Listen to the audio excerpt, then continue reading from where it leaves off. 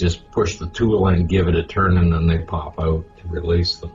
This machine was supposed to power all of to create the energy. Yeah, okay. It's like a heat sink with two different kinds of metal in it. As the heat energy is coming out of the radioactive core, okay, creates electricity across the two different heat paths. So after they put the RTG into the heater, did they then move it away from the lander?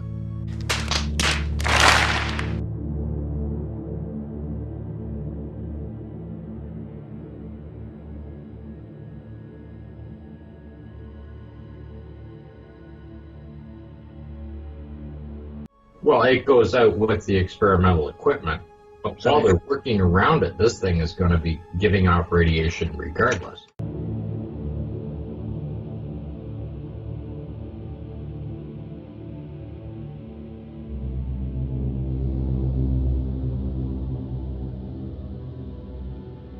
Yeah, of course it is. This was the protective case up here that it was in, and as soon as you pop the lid off the thing, you're going to be in trouble.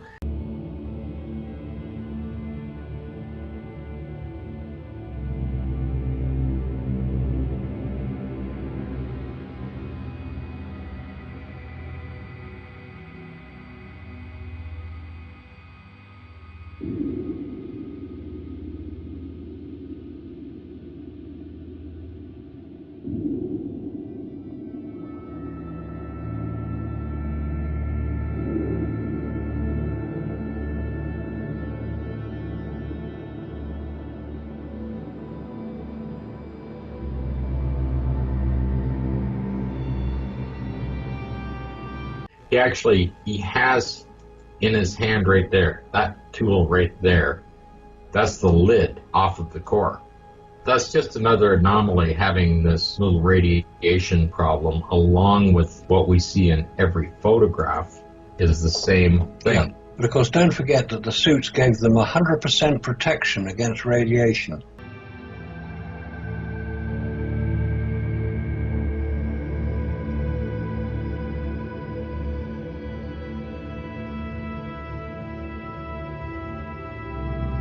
Except when you x-ray them. Well, exactly, yes. But always surprises me that the manufacturers of the spacesuit didn't know anything about radiation.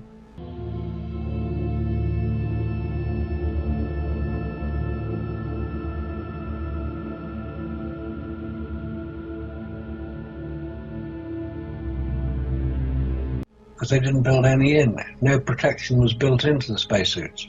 Well, given that they were a bra manufacturer. Yes. International Latex Corporation. And this particular photograph, this is a bad one of Apollo 14.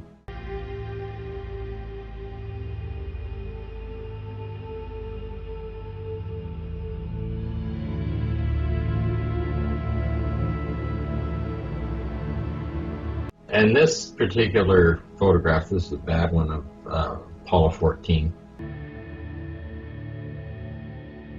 There again, the anomaly here is this is supposed to be the Earth. Look at the direction of the lighting where the sun is striking the so-called Earth. It is actually below the horizon.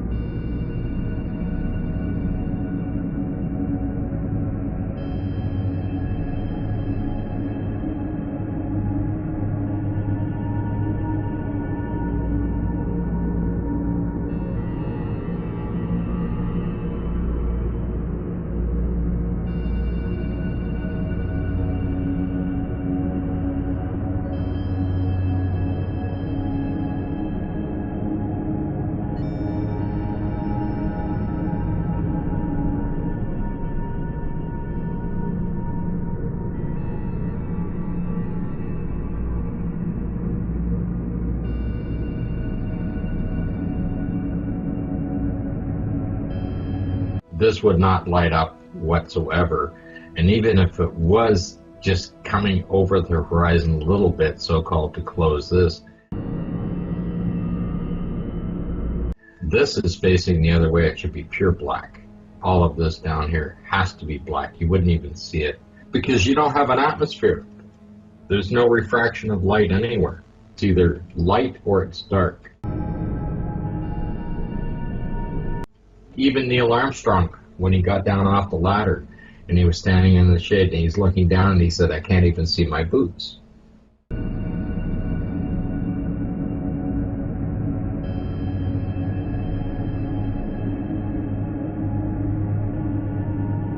He was probably meant to say that to show that he was on the lunar surface. Right. Just because he's in the shadow, he was making the statement because light is light and dark is dark and nothing refracts. There's no atmosphere to diffuse the light, so it's either on or off, the same as the temperature is either on or off. If the sunlight's striking it, it's going to be very hot, and if it's not, it's going to get very cold.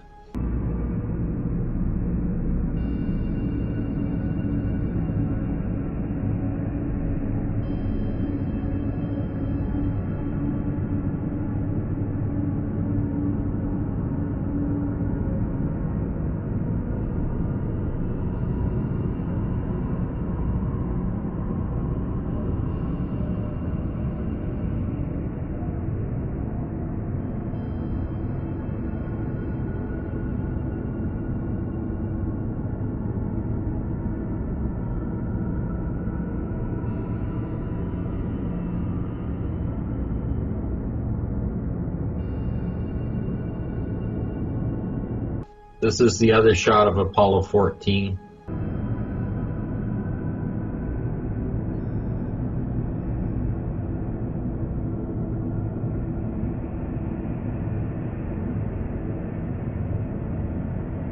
Well, what we've got here is we've got a nicely lit, they actually lit the ground up. It doesn't have any, there's a little bit of fall off over here, but they've cleaned up the fall off from the other photographs. But Apollo 14 is missing the bottom section of the mylar that they were wrapping it around. Oh, that's right. Yeah, they are. Yeah, it is.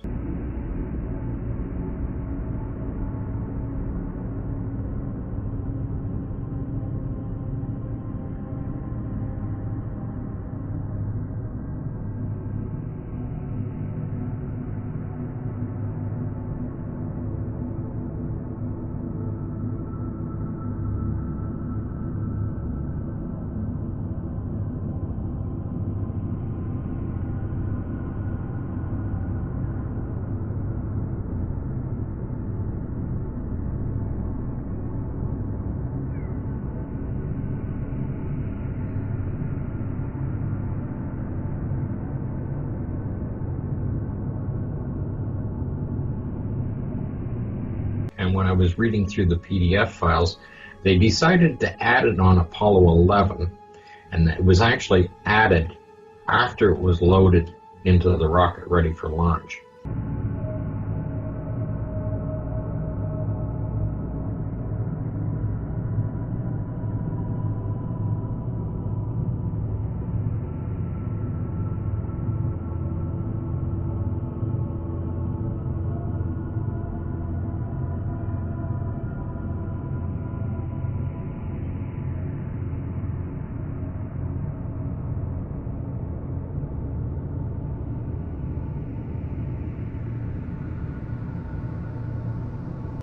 Each one of these mylar sections, this piece that goes on there, coming up that 32 inches, Yep. is 10 pounds per leg.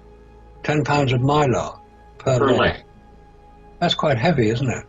Yeah, like I found that out by reading the pieces that they added to Apollo 11 before it took off. Well, if you don't need 40 pounds, and it's 1,000 pounds of fuel per pound, that's 20 tons of fuel.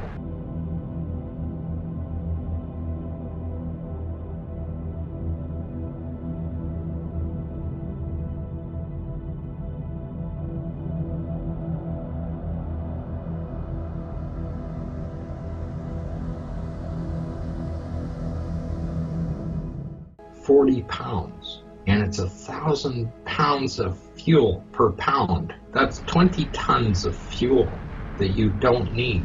Exactly. That's a good point. Very good point. Just for this. And then why is it back on? The legs didn't get damaged. The Mylar's there to protect the legs. Why don't you take it off all the legs? They're just aluminum.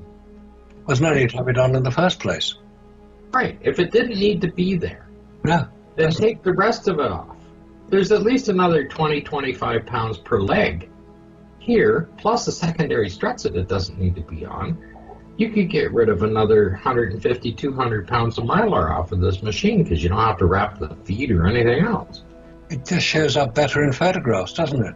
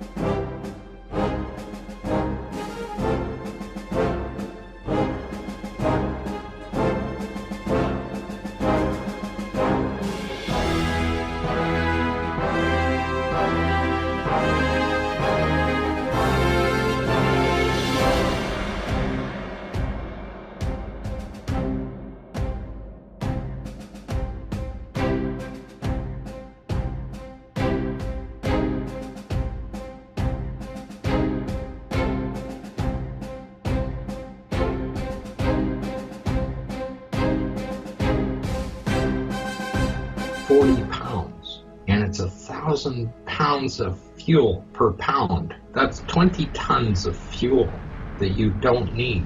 Exactly. That's a good point. Very good point. Just for this. And then why is it back on? The legs didn't get damaged. The Mylar's there to protect the legs. Why don't you take it off all the legs? They're just aluminum. There's no need to have it on in the first place. Right. If it didn't need to be there, Yeah. then take the rest of it off. There's at least another 20, 25 pounds per leg here, plus the secondary struts that it doesn't need to be on. You could get rid of another 150, 200 pounds of Mylar off of this machine because you don't have to wrap the feet or anything else. It just shows up better in photographs, doesn't it?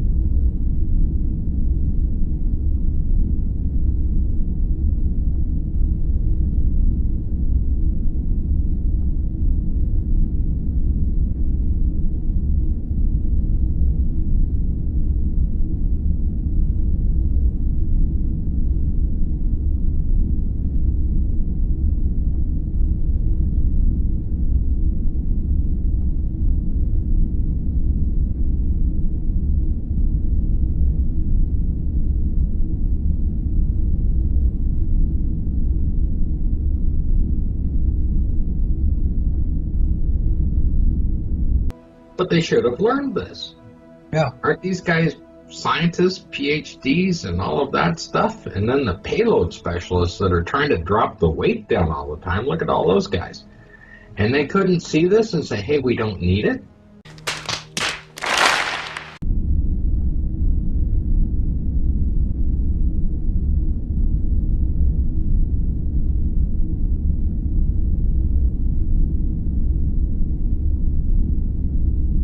If this happened in Apollo 14, for whatever reason they didn't put it on,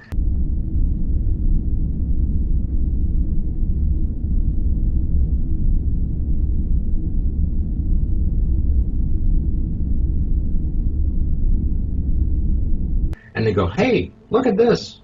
Everything worked really well. Well, let's drop all of this. You get rid of a couple 100 pounds. You're talking over 100 tons of fuel minimum that you can get rid of. Yeah, because that's got to go all the way to the moon. So it's not just going to Earth orbit. So they've got to have the extra fuel. Well, 1,000 pounds of fuel per payload, for 1 pound of payload. Yep, that's right.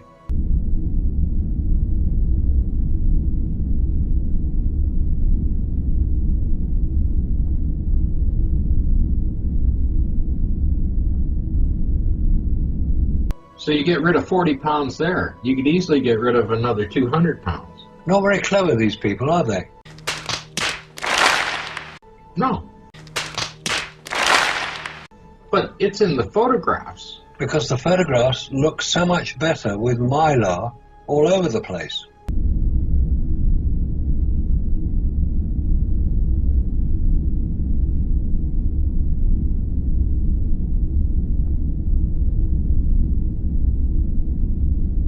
There's enough mylar that they could have stripped off of here that they then, in Apollo 15, could have added the rover and say they didn't gain any weight. That rover weighed 450 pounds here on Earth.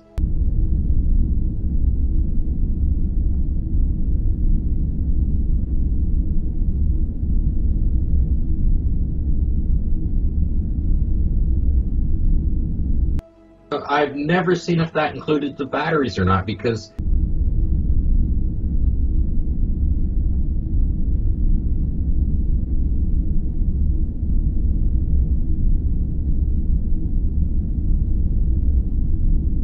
the batteries are 65 kilos apiece. Wow, okay. So 65 kilos is what, 140 pounds? So that's 260 pounds on top of the 450 of the rest of the rover, I would guess.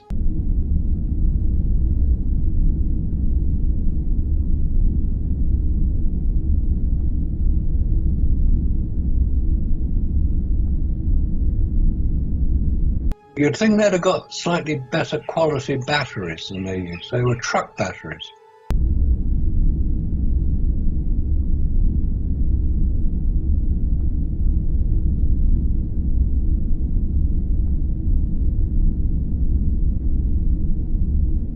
They were zinc acid, not lead acid batteries. All right, okay. So they hold a denser charge, but they're non-rechargeable.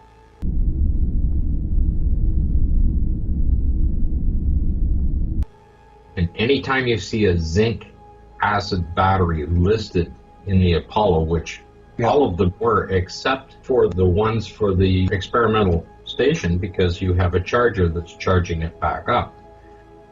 So it has to be a lead acid battery to do that. That's true. Zinc acid batteries don't charge up. But when I read all the documentation on everything else,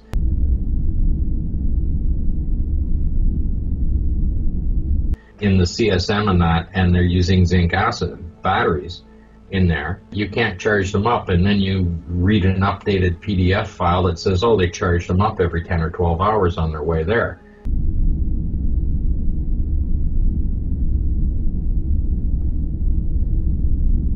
Read an updated PDF file that says, oh, they charged them up every 10 or 12 hours on their way there. Well, with what? All of a sudden they come up with a nuclear generator on top of the thing to charge it up with? No, because they knew they had to show that the batteries were recharged, otherwise they wouldn't have lasted long enough. produce. Right, they had to do that. So they now installed something to charge it up on the thing, and they weren't carrying that kind of nuclear devices on their thing in case it blew up on takeoff, right? Exactly, yeah. So one anomaly, they try to cover up one fact that the batteries wouldn't last that long.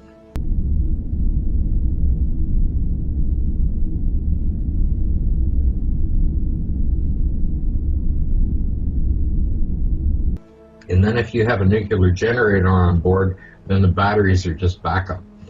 Yeah. Your entire machine is going to be running on that thing all the time. You don't turn them off and then back on again, those things. You turn them on and they stay on. Just like when you put that charge core into the RTG, it runs and that's it. You don't need to go near it, or you don't want to go near it. There's more and more anomalies in every one of these things, but this is unique because the weight factor was so important. I mean, when they say they counted every stitch in a spacesuit, right? And here's 40 pounds. Don't need it. And realizing that the rest of the legs don't need it. So you've got a few 100 pounds that you can strip off of this thing right away. Yeah, I can. And that would be a huge find or discovery to be able to do that. And they did not do it. And my theory is it's the same vehicle being used over and over again. And Apollo 12, they're all getting moldy. They're covered in water at the bottom of them, and so they're just stripping them off. And you can see it in Apollo 12. They're so dark.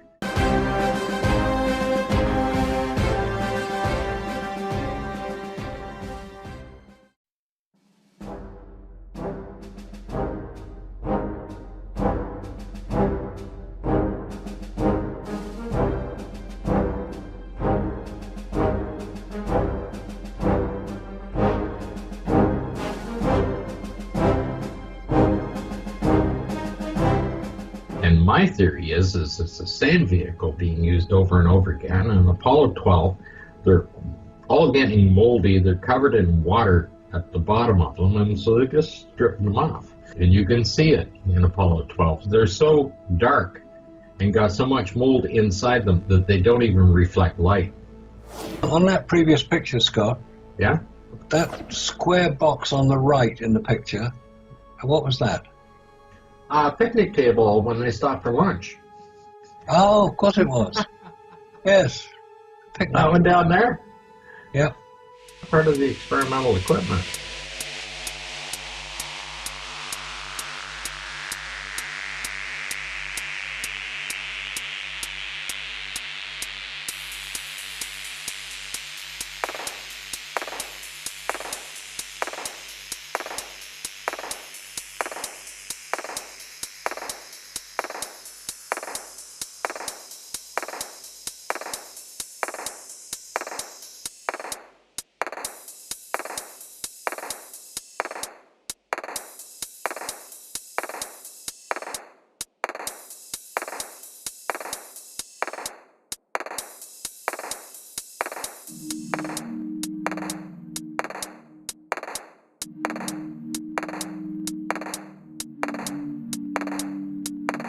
If it is, where did they take it out from?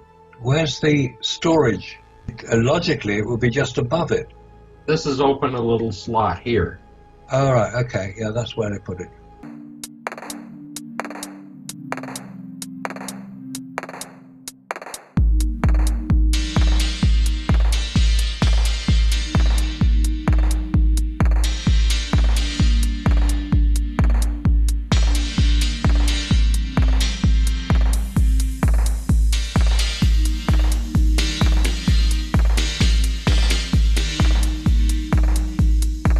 That quadrant was where they put the lunar rover on the next missions.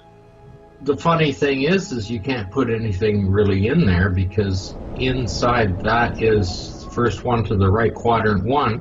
That has the large helium tank, and it has a small oxygen tank in there on the thing, and there was only a little slot available beside the helium tank, and it's where they stored extra batteries for the PLSS. So all that had to be moved to another storage area once the lunar rover was being brought Well, in. you're looking at half the width of that, full depth in there, where they've taken this equipment out of. Okay, yeah.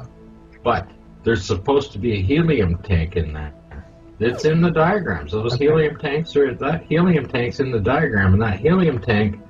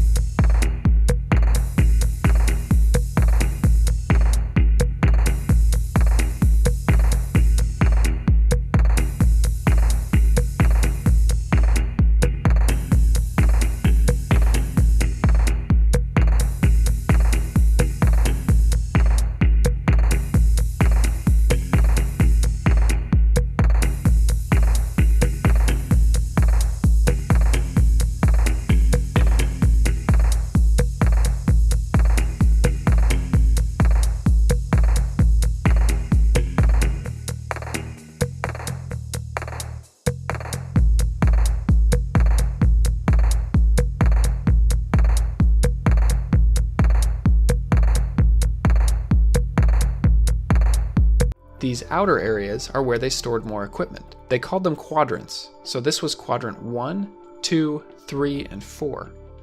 Quadrant 1 was for general storage. For the last 3 Apollo missions, there was the lunar roving vehicle packed inside of here. Once on the surface, it was unpacked and ready for use. This allowed them to explore much further from the lunar module. Quadrant 2 contained a water tank, and then below here was the Apollo Lunar Surface Experiments Package, or ALSEP, which basically contains several science experiments for them to perform. Quadrant 3 had another helium tank, oxygen tank, and on a few missions it carried retroreflectors, which is a special kind of mirror. They were left behind on the surface of the moon, and they allow scientists, even today, to bounce laser light from the Earth to the moon and back. Quadrant 4 contained the Modularized Equipment Stowage Assembly, or MESA. And if you've ever wondered how we recorded those first few steps on the moon, there's a camera here that points right towards the ladder.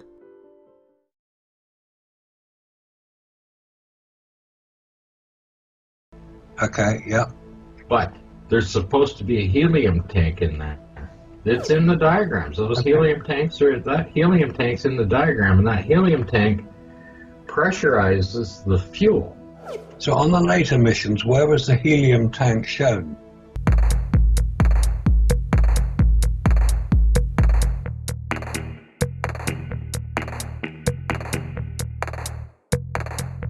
Oh, it just was completely removed. As soon as they put the rover in there, it's just gone. It's gone. Yep. Gone completely. Anything that was in there was gone. But helium is necessary to pressurize the oxygen. Well, that's what they claimed. They needed to keep the pressure up. You can't get a controlled thrust if you don't have a controlled flow of the fuel. Which is why I think they must have put the helium tank somewhere else. Oh, I've looked.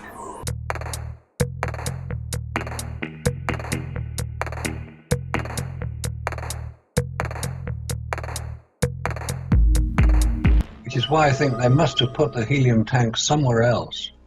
Oh, I've looked. Not anywhere. And you can't find it? No.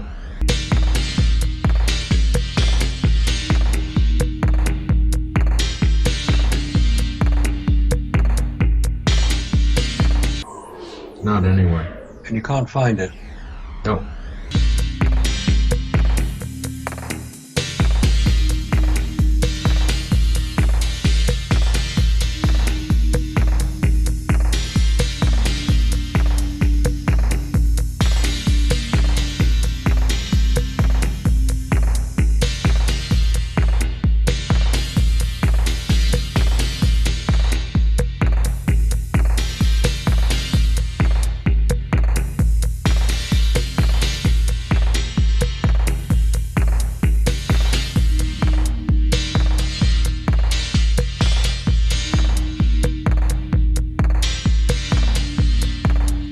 why I think they must have put the helium tank somewhere else. Oh, I've looked. Not anywhere. And you can't find it. No. And speaking of the fact that we're talking and we've got this picture up here. Yeah. This entire machine is better than 26,000 pounds.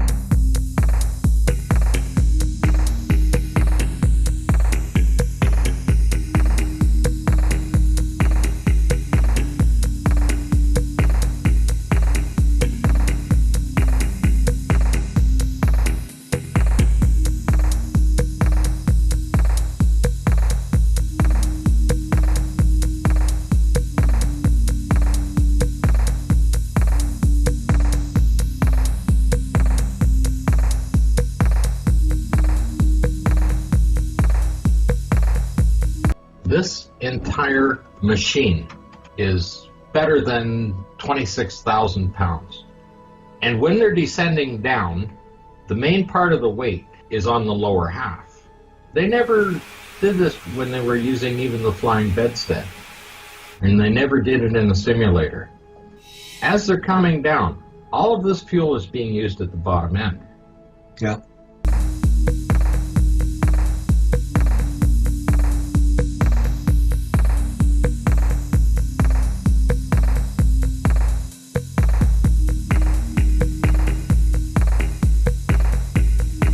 As they're coming down, all of this fuel is being used at the bottom end.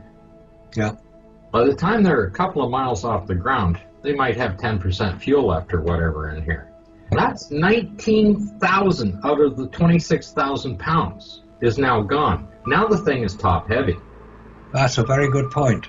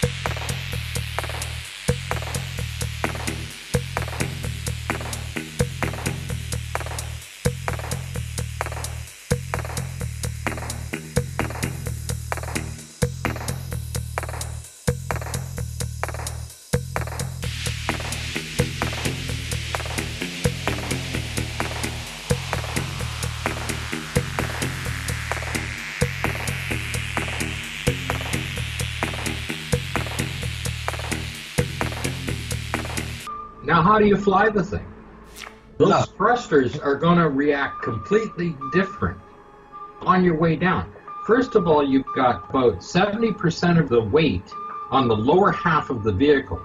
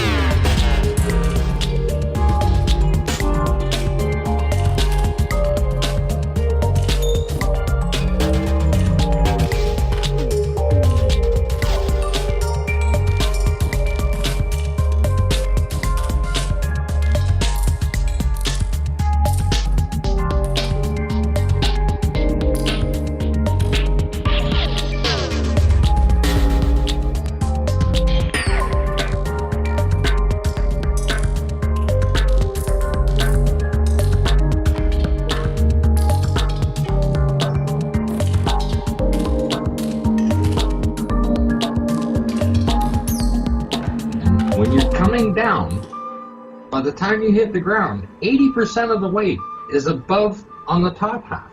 That's a huge problem. Major problem, because it's now top heavy. And the control thrusters are sitting there up on the top. Yeah. They're going to have to fire a whole lot harder because the reaction of that thrust at the bottom is going to be able to kick. It's so light at the bottom and top heavy. And you are in gravity as well, right? When it kicks out, it's really going to kick out. It is. And those deflector shields from the thrusters on the right don't appear to be in any way, those ones, they don't appear to be in any way damaged, or there's no evidence of the thrusters being fired. On some of them, it looks like that they got blasted by a little bit of steam. These ones don't, they're just wrinkled.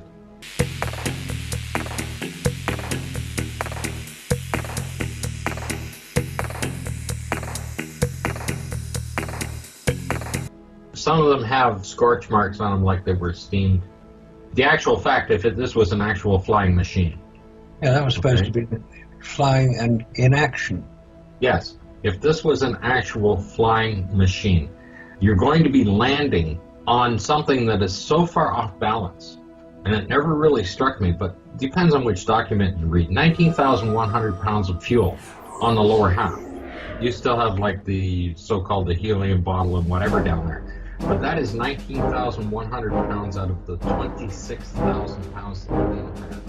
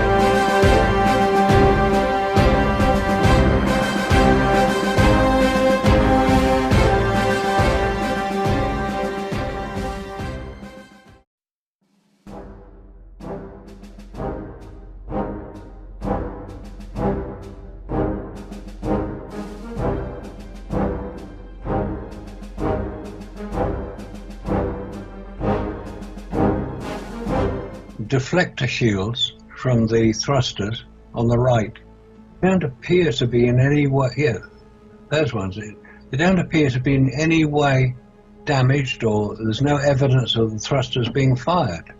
On some of them, it looks like that they got blasted by a little bit of steam. These ones don't, they're just wrinkled.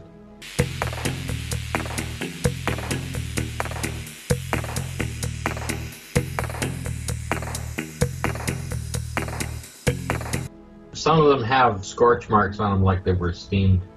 The actual fact, if this was an actual flying machine. Yeah, that was supposed to be flying and in action. Yes, if this was an actual flying machine, you're going to be landing on something that is so far off balance. And it never really struck me, but depends on which document you read. 19,100 pounds of fuel on the lower half. You still have like the so-called the helium bottle and whatever down there. But that is 19,100 pounds out of the 26,000 pounds of the entire craft. You still have full fuel tanks to take off with on the top half. Yeah, you have, yeah. That weight is up there. This thing is going to be changing as you are descending. It's going to react differently every time you hit the thrusters. And by the time you get to the ground, it's going to be so freaking sensitive. It's going to be bouncing around all over the place.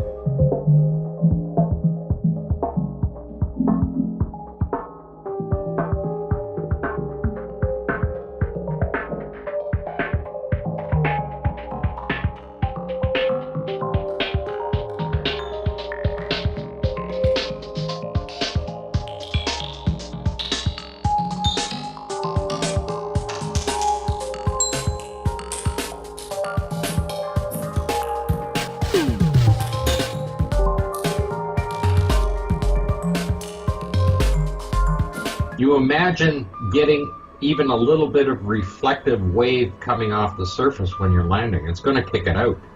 Those little thrusters wouldn't be able to control that. No, they wouldn't. Which is why helicopters have their blades on top of the machine.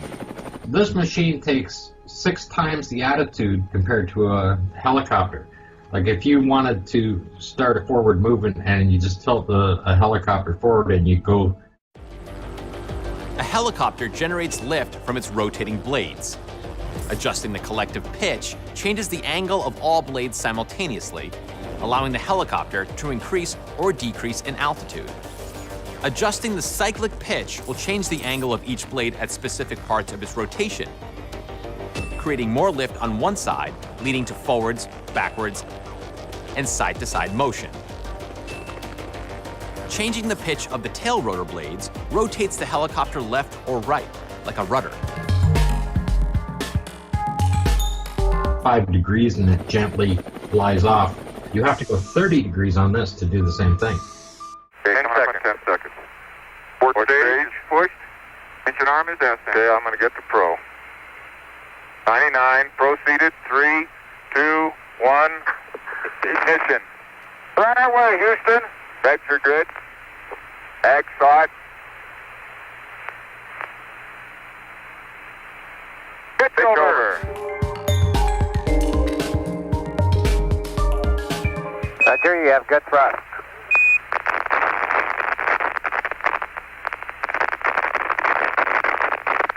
Okay, 30 seconds. 308 your number. Okay, coming through 1,500 feet, and H-dot looks good. Roger, we've lost.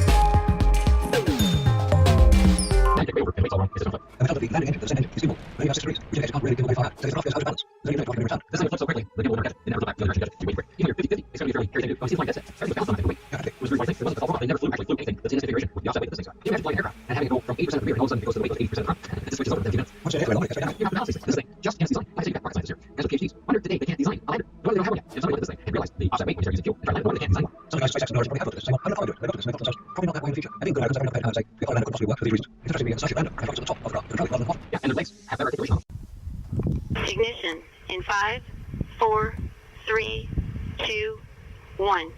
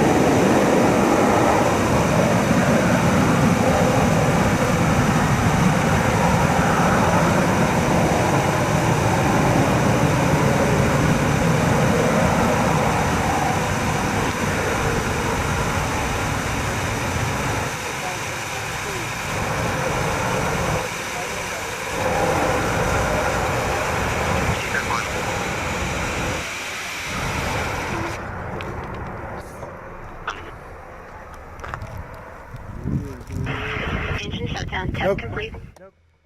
See. HDS is powered off. Awesome.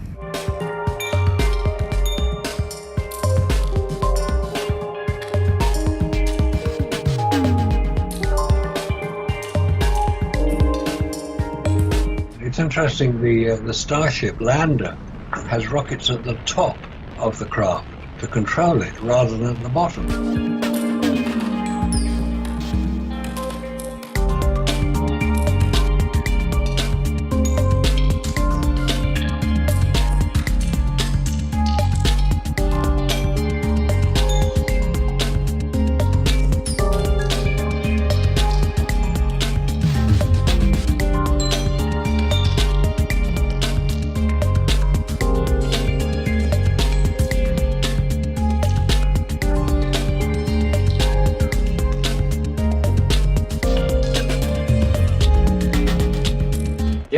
and their legs have better articulation on them.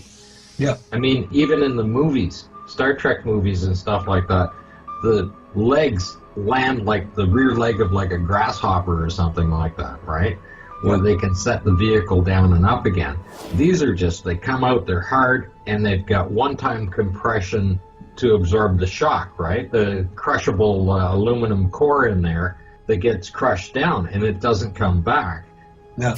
That in itself is absolutely stupid. You're not landing on a level surface. But it's interesting, there is no picture that I'm aware of, I don't know if you've seen one, which shows the legs compressed in any way at all.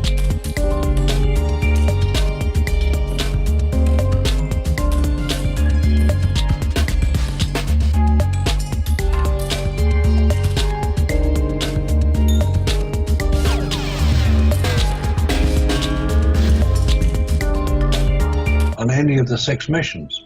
None of them. So all this talk about compression and honeycombed shock absorbers is just so much flannel. It didn't exist. It doesn't need to exist because none of the craft, even though it's necessarily on flat surfaces, none of the craft has any compression of any legs. It's not because the whole event was on flat surfaces. I'll pull up the Apollo 15. You can see how deep that is in there. This is the leg that the head replaces. This is the leg that broke off. Here's the front side. This leg is longer. The secondary strap from here to here than this one is. So you expect that left hand side to be compressed, but it's not. Well, this one broke off. The actual head longer than the original leg. 32 inches down, and there's no compression on the foil. No. And if you want, this one is about another foot longer. It is. Yeah. This is the one that's broken off. You can see that even the foil is a different color here than this one because they had to replace this leg. And if you look at the video, of course, this side gets kicked up and broken off, and the secondary strap is laying on the ground in that landing sequence. The other thing you'll see in there, there's a strap that comes across. I guess it's to help stabilize it when they're lowering it down the crane. They put an additional strap on. I guess when it doesn't swing around this way, sideways and all kinds of stuff when they're lowering it down, you can see that flutter as well. So all that's identified. People looking at this, like, keep your shot. It's not very called a shanty shack. And there are other countries that would call it a 2-story luxury condo because it actually has a canvas garbage bag, so that would make it the luxury unit, would it not? And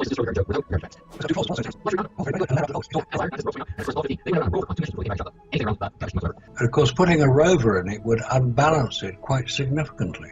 And of course, when they got back, after going up, there's only 2 guys. They came back, and of course, this was what happened. You know, the moon guys show up there, and the show this because they were waiting on the rover. Yep. And these are the photographs that we got back. All their stuff is gone through.